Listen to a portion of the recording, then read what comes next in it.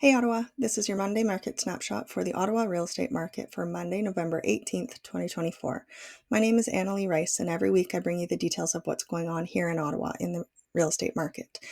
The actual update for the sales and such is going to be fairly quick this week just because it's sort of mid-month. But I did want to bring up, I mentioned it very quickly last week, but I wanted to bring up that we're going to be seeing some changes in how the data, the listings in Ottawa are presented to the public and actually how they work for us realtors. We're switching our multiple listing service system in the next week or so. It was supposed to happen today. It looks like right now it's going to happen next week. And so it's going to mean different things to different people. So first off, if you're a buyer and you're working with a realtor, you're going to be contacted by them or they're going to let you know that some changes are going to happen. It might be as simple as reactivating your search portal that you have, or it could be that they might set up a new search for you that will look a little different, that might have just some different functionalities. We have a couple different options for which program we want to use with this new MLS. One looks a lot like what we use right now, but there are some changes because the data we put in is going to be different. So it's going to come across a little differently to the buyer who has searches set up. We don't know a whole lot about this second system that we're using, so it might look a fair bit different, but it'll take a little getting used to for everybody. For if you're a seller, you may have had the conversation with your realtor about whether or not to list now with the current system and then have it swap over, or to wait until this new system comes in so then they can put the data in directly. So there might be a little few hiccups with the things getting switched over. And if you're a buyer, and it might be that there's some people that are waiting until the new system comes online. So maybe there'll be a little bump of new listings after the new system is up and active. We don't know yet. For people who enjoy my updates, I'm not sure exactly how it's going to affect my weekly updates. I'm not sure if I'm going to have the exact same ability to pull the same data, or if there's going to be a bit of a blip there. I may have to take a couple weeks to figure that out and then sort of refresh how I present the data and see if I can still give new data. Not sure exactly. So just to let you know, there may be a bit of a disruption for me for my updates, but I'm going to keep you informed of what's happening, and we'll make it through this. Okay, let's see what's happening in Ottawa this week. Okay, so first off, we have citywide stats. We see that the active inventory is dropping fairly quickly.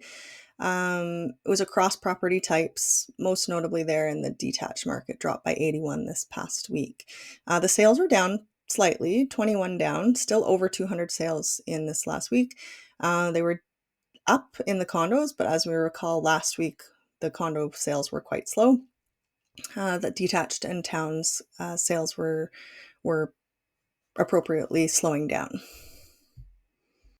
Here's our graph form for the overall inventory. You can see the black line is the full overall inventory, and that's much higher than we had last year. The active inventory, that's the green line, is identical. It's within a couple of the exact inventory that we had the same week this time last year. So it's kind of interesting because the active inventory is exactly the same. What's different, if you look down at the bottom on the sales and the conditional sales, we are much higher. We have much, much higher sales this year than we had last year. It's about 55% higher sales this week, this year, as it was to the same week last year. Okay, so we had 265 properties that were listed for sale this past week. 102 of those were relisted properties. That's the gray line at the bottom.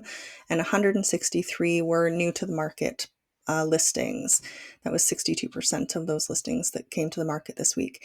And that is identical within a couple again to what we had last year at this time. So same number of new active or new listings to the market.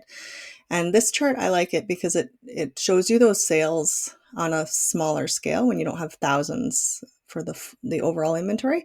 And you can really see the difference between where our sales are this year. That's the little red line that goes across. And then last year, you can see how much higher the little red line is to where the red line intersects the vertical line there. That was the same week last year.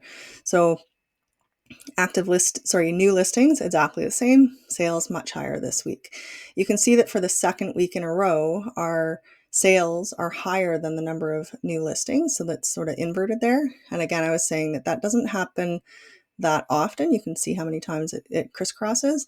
And I do expect that the sales are going to drop off fairly quickly because there's so few new listings coming to the market, and people are just going to start gearing towards the holidays and the end of the year.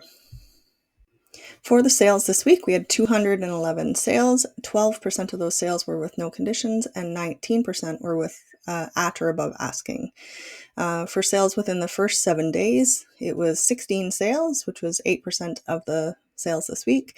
50% of those sold with no conditions, and 75% of those sold at or above asking price. For sales within the first 30 days on the market was 97 properties, or 46% of the sales. 12% of those sold with no conditions, and 34% at or above asking price.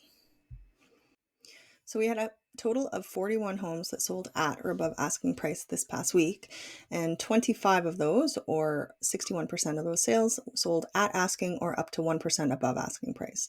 14 of those sold between 1 and 5% above asking price, and that was 34% of those sales. And only 2 homes, which was still 5%, sold for more than 5% of asking price. One of them was at 7%, so just over the 5%, and the other one was at 20% over asking price. It was the highest percentage over, as well as the highest dollar value over. It was a detached wartime 40s built wartime bungalow with 2 beds, 1 bath, and it was in Carlington. It was an estate sale. It was sold as is, needed a lot of work. And it was listed for $375 and sold for $450. Interestingly, it also the same person whose estate was selling it, they also were selling the house next door, also owned by that person. And that one was a lot more updated and, in better condition and such, but it was being listed also, and it also sold. But interestingly, it sold for about 9% below its asking price. And so the two of them together will probably end up being redeveloped into something larger in the future, since they're quite old homes as they were. Next, we'll zoom in to see what happened in the different areas of the city.